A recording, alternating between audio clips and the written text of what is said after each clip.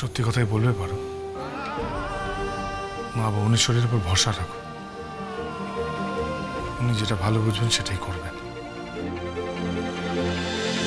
তোমার ডিফেন্সে একটাই পয়েন্ট হচ্ছে যে কেউ তোমার হাত ধরেছিল, কিন্তু এ কথা বিশ্বাস করবে কে? বিশেষণ আমার সোম মিথ্যে কথা বলতেই পারে না। বুঝলাম, কিন্তু এসব কথা কোর্টে তো মানবে না। সোম অ্যাকিউজড, ওসব মুখের কথা তো প্রমাণ নয়।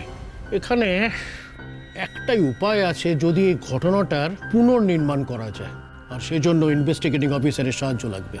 হ্যাঁ হ্যাঁ, আমার মনে হয় তাতে কোনো অসুবিধা হবে না। ইনভেস্টিগেটিং অফিসার আমাদের খুবই পরিচিত, ওনাকে বললে উনি রাজি হয়ে যাবেন।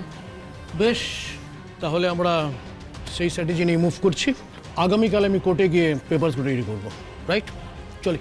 পারো, তুমি আমার উপর বিশ্বাস করো তো?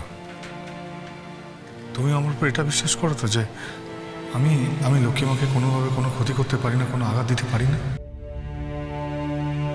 বিশ্বাস করি সোম, বিশ্বাস করি আমি তোমাকে, কিন্তু তার সাথে এই বিশ্বাসটাও আমার পরিষ্কার হচ্ছে যে তোমাকে ফাঁসানোর চেষ্টা করা হচ্ছে। আর যে বা যারা এটা করেছে তাদের প্রধান অস্ত্র ছিল তোমার রাগ।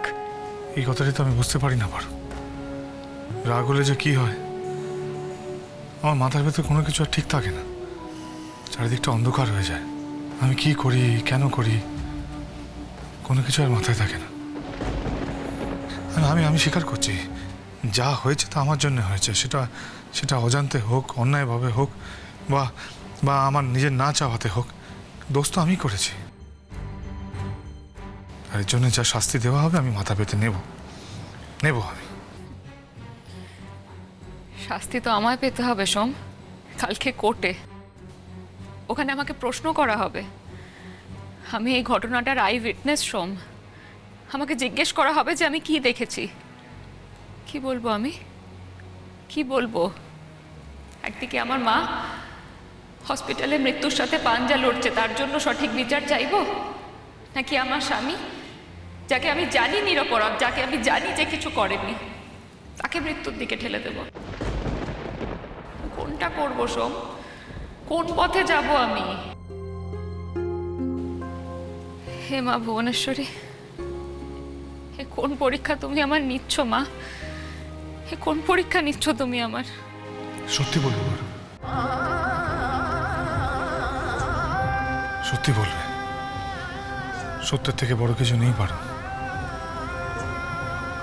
যা যা হয়েছে, যা যা ঘটনা ঘটেছে, যা তুমি জানো, সেই সত্যি কথাগুলো আদালতে তুমি বলবে। আর কে কি করেছেন সেটা মা ভুবনেশ্বরী সব জানে, তার উপর ভরসা রাখবে।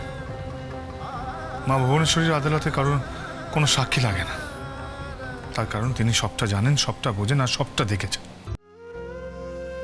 তাই তুমি সত্যি বলবে পারো। সত্যের পথ যে বড় কঠিন সোম। আমি আর পারছি না, আমি আর পারছি না সোম।